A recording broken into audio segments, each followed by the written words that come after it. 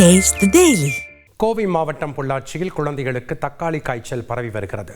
பொள்ளாச்சி அரசு மருத்துவமனையில் தினமும் 5 முதல் 10 குழந்தைகள் இதற்காக சிகிச்சை எடுத்து வருகின்றனர்.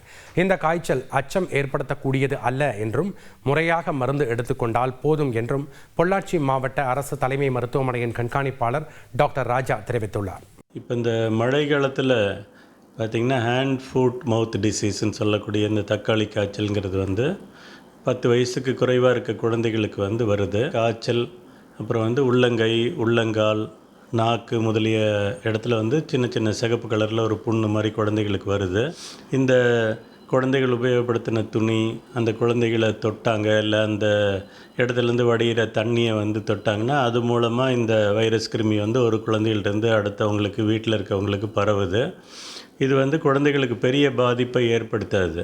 இந்த குழந்தைகள் குழந்தைகள் மருத்துவர்கள்ட்ட போய் காய்ச்சலுக்கு மருந்து, அந்த அரிப்புக்கு அதுக்கு மட்டும் மருந்து போட்டால் தன்னை போலவே இது குணமாகக்கூடியது. இதில் ஒரு மரணம் அந்த மாதிரிலாம் ஏற்படாது.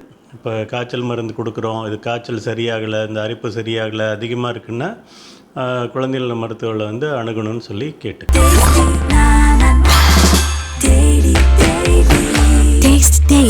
Taste the Daily.